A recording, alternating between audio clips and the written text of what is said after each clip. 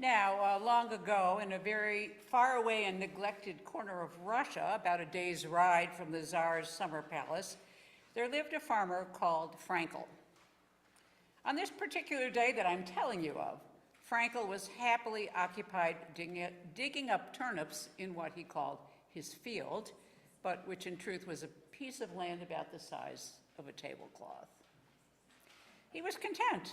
The sun was shining for once, the turnips had all turned out well, large and pleasantly mauve and white in color. Their leaves were so prettily green and feathery that Frankel sang as he worked.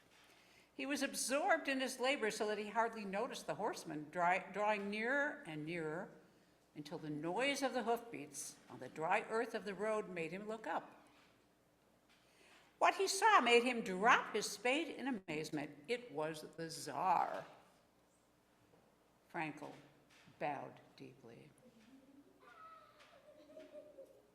"Do not be surprised, my friend," said the Tsar. "Often when I'm sick to death of court councils and endless feasts, I saddle my horse and go riding about my kingdom talking to my subjects.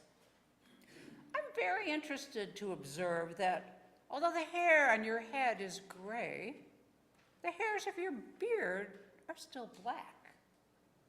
It's something I've often noticed in people before, and yet no one seems to know the reason for it." "Oh, mighty Tsar," Frankel replied, reasoning that he couldn't possibly be too polite to a Tsar. "I am only a poor Jewish farmer, but the reason is this. The hairs on my head started growing when I was born. Those on my chin only started growing when I was 13 years old after the bar mitzvah ceremony at which I became a man. Therefore, the hairs on my chin are much younger and not yet gray." "Amazing," said the Tsar. "How simple and yet how logical. I'm overjoyed to have discovered the answer to a question that has long been puzzling me. Now I beg of you, my friend, tell no one else what you have told me. Let it remain a secret between us. Do you agree?" "I will only reveal our secret after I have seen your face 100 times, sir," said Frankel. So the Tsar set off on his horse, chuckling to himself, and Frankel continued digging up his turnips. When the Tsar arrived at his palace, he asked all his advisors to gather around. "Here," he said, "is the question. Why does the hair on the head grow gray before the hair of the beard? Whoever can answer that question for me will be promoted to the position of chief advisor to the Tsar and will sit in a specially fashioned silver throne studded with lumps of amber the size of small onions." All the advisors scurried about, asking everyone they met, consulting books too heavy to be carried and working out every possibility on scrolls of paper a yard long. This went on for weeks. Finally, 2 of the chancellors discussed the matter. "I remember," said one, "that on the day the Tsar asked us the question, he had come back from a ride to the Western Territory. Perhaps he found the answer there. If we ride in the same direction, maybe we'll come across it too." Thus it happened that one rainy day, as Frankel was listening sadly to the sucking noises made by his boots entering and leaving the mud, 2 horsemen galloped up to where he was standing. "Good day to you, farmers," said one of the horsemen. "We are advisors to the Tsar, and we have reason to think that the Tsar may have ridden this way a few weeks ago." "He did," Frankel agreed. "And now here you are. This part of the world has never been so busy.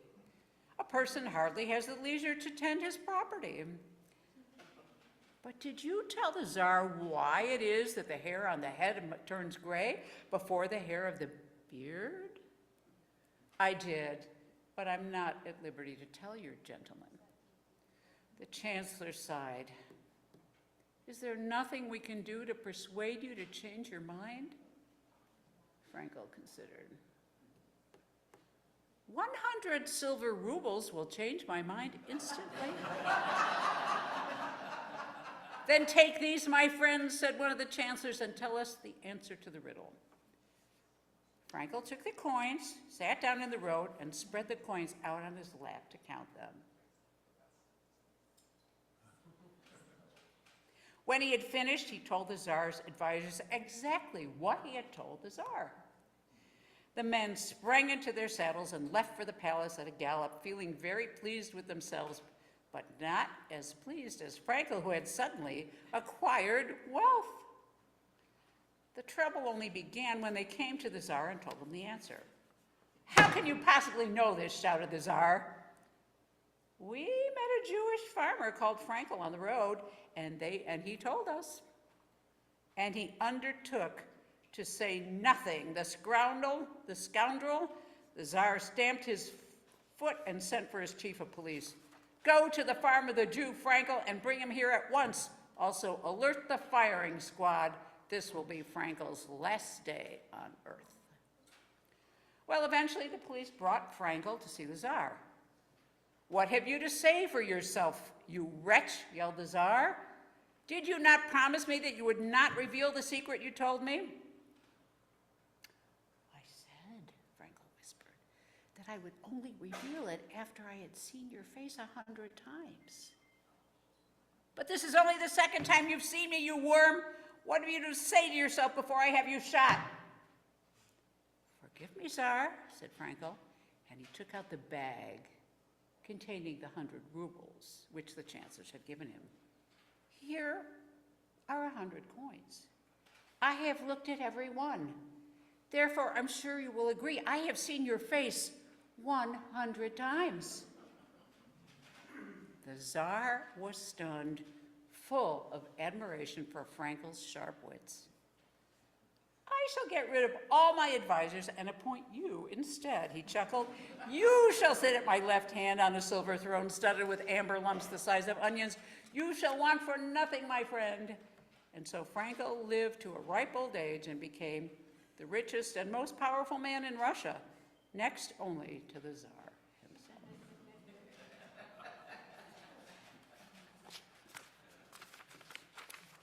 My reason for telling this story will be revealed in a bit.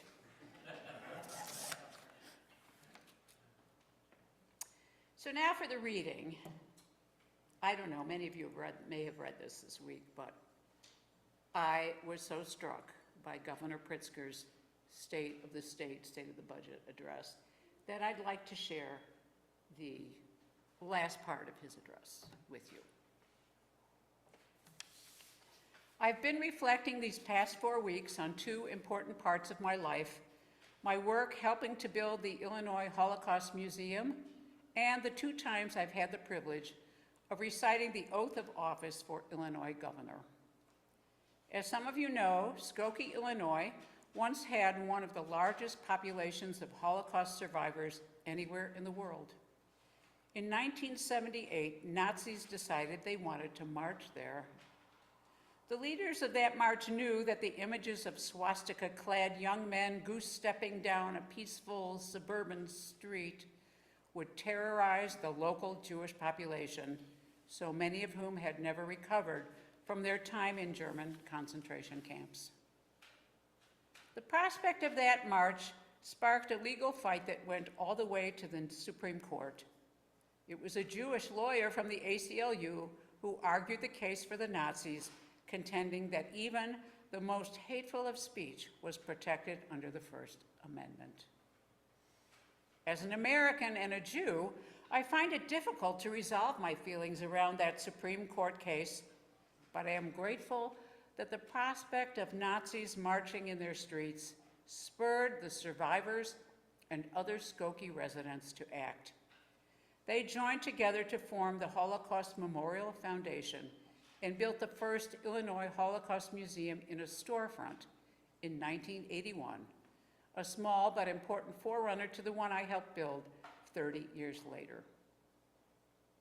I do not invoke the specter of Nazis lightly, but I know the history intimately, and I have spent more time than probably anyone in this room with people who survived the Holocaust. Here's what I've learned.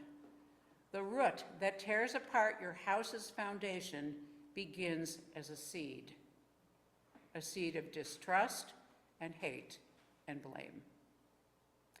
The seed that grew into a dictatorship in Europe a lifetime ago didn't arrive overnight. It started with everyday Germans mad about inflation and looking for someone to blame. I'm watching with a foreboding dread what is happening in our country right now. A president who watches a plane go down in the Potomac and suggests without facts or findings that a diversity hire is responsible for the crash.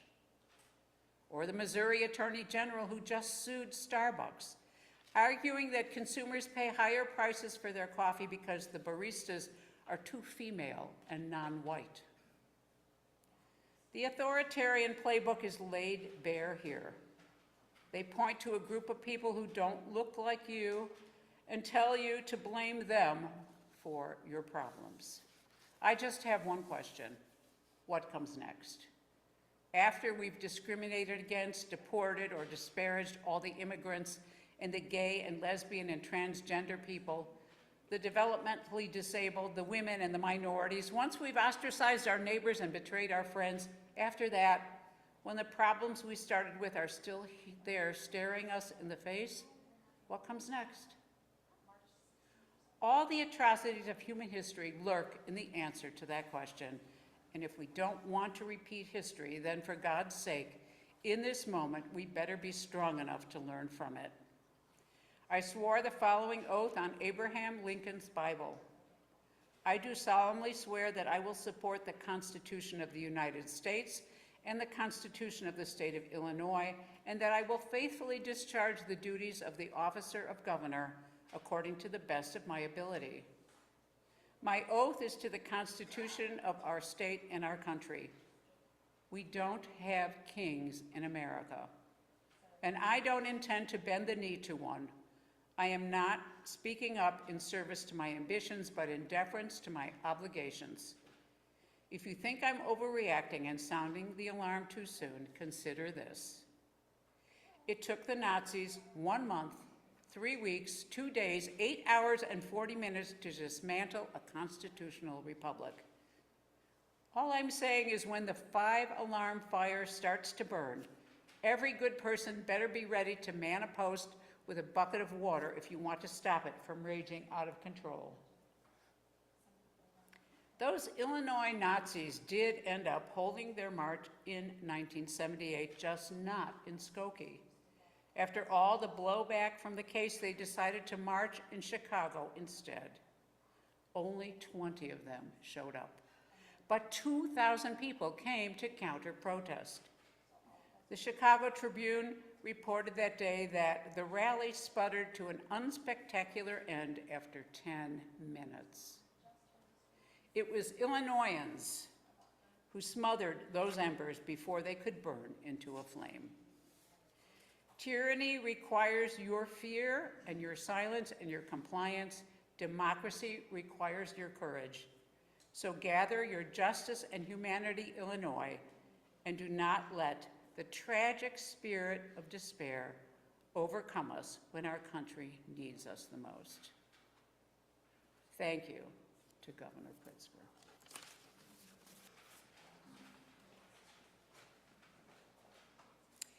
In an op-ed column in last Sunday's New York Times, Jamel Bouie asserted that the current president is not interested in lowering the cost of living, as was his main campaign point, but that he is primarily intent on reimposing hierarchies of race and gender, among other categories, onto American society. And following the goals of its intellectual architects, his war on DEI is a war on the civil rights era itself.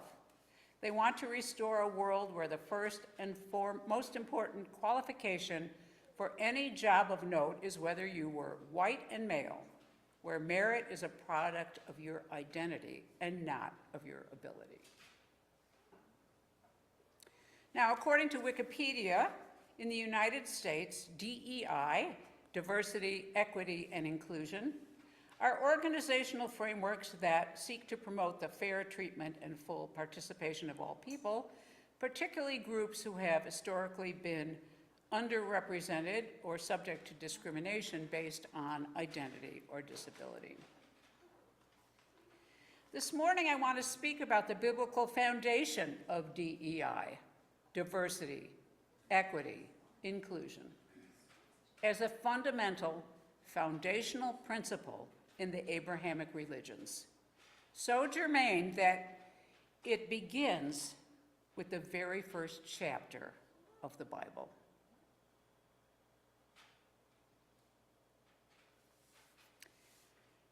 God said, "Let us make a human in our image, after our likeness. They shall rule the fish of the sea, the birds of the sky, the cattle, the whole earth, and all the creeping things that creep on the earth." And God created the human in God's image. In the image of God, God created it. Male and female, God created them. God blessed them, and God said to them, the Hebrew is in the plural, them, "Be fertile and increase. Fill the earth and master it, and rule the fish of the sea, the birds of the sky, and all the living things that creep on earth." Let's unpack this a little. When we say that Adam was the first human, Adam is the Hebrew word Adam for human being. The human being is created in God's image. This is not a gendered term. Now, what does it mean? In the context of this passage, it appears that humans are to rule all living things on earth, land, water, and airborne animals. What does it mean to rule? Doesn't it mean to be responsive?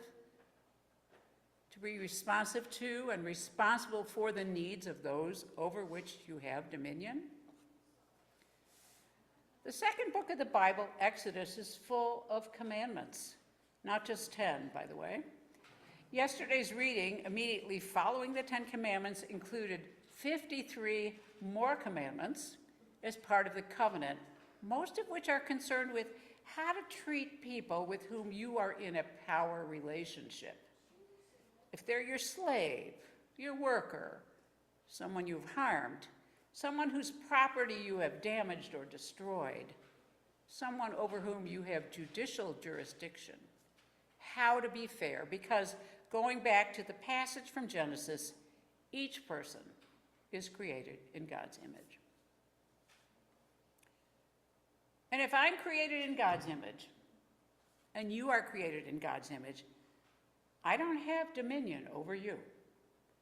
In every relationship and interaction, it is my obligation to treat you as if you are created in God's image, even though there are so many differences between us. What remains the same is my obligation and your obligation, that is, to have respect and concern for each other. How often do we not see a person as containing the divine spark?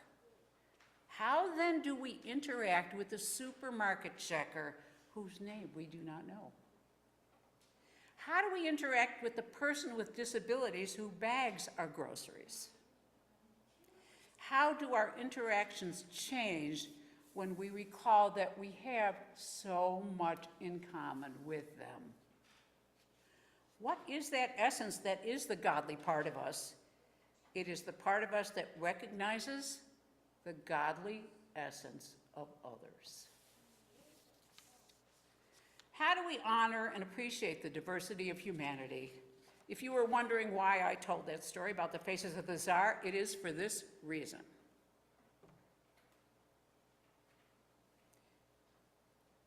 This is part of a passage in the Mishnah, a collection of Jewish teachings expanding on the Torah, redacted around the end of the 2nd century of the Common Era.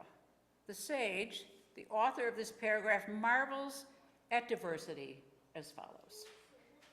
This serves to tell of the greatness of the Holy One, blessed be the One, as when a person stamps several coins with one seal, they are all similar to each other. But the supreme ruler of rulers, the Holy One, blessed be the One, stamped all people with the seal of Adam, the first human, as all of them are their offspring, and not one of them is similar to another. Therefore, since all humanity descends from one person, each and every person is obligated to say, "The world was created for me," as one person can be the source of all humanity, and recognize the significance of their actions. When we approach our physical, intellectual, and emotional differences with amazement, then we can begin to treat the other as an equal.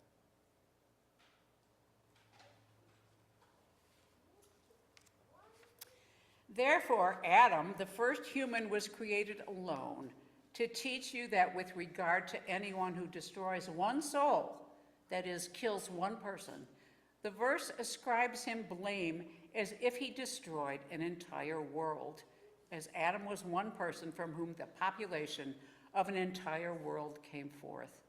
And conversely, anyone who sustains one soul, the verse ascribes him credit as if he sustained an entire world.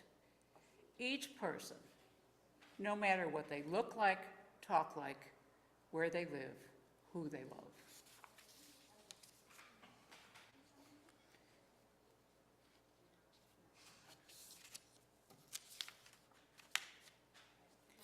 So the Bible tells the story that we are all descended from one androgynous human who was split into man and woman, Adam and Eve. And it's kind of like the paleontologists and the archaeologists who look for our one common ancestor, right? It was Lucy for a while, wasn't it? The implication is this. The Mishnah cites another reason Adam, the first human, was created alone, and this was done due to the importance of maintaining peace among people so that one person will not say to another, "My father," that is, progenitor, "is greater than your father."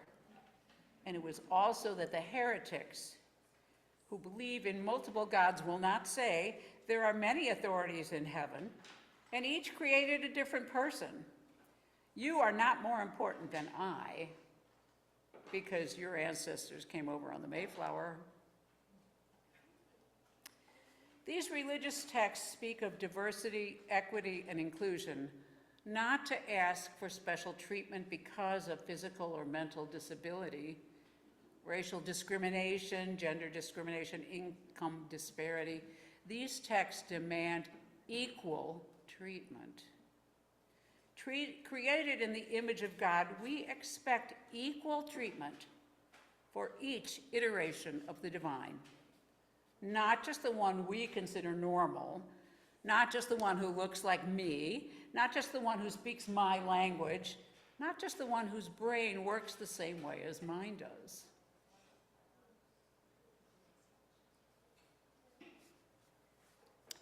It was said of Reb Simcha Bunim, an 18th century Hasidic rabbi, that he carried 2 slips of paper, one in each pocket.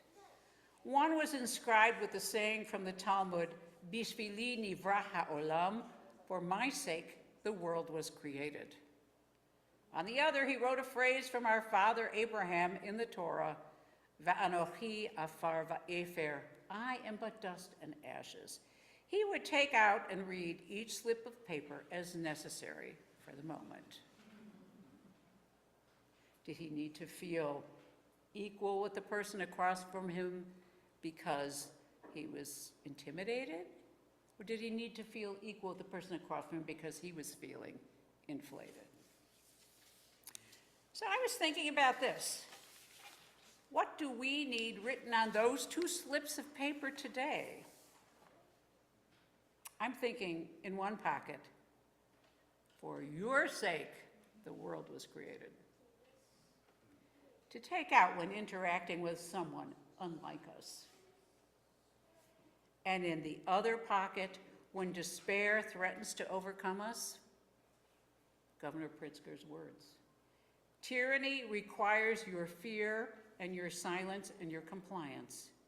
Democracy requires your courage. May it be so. Thank you.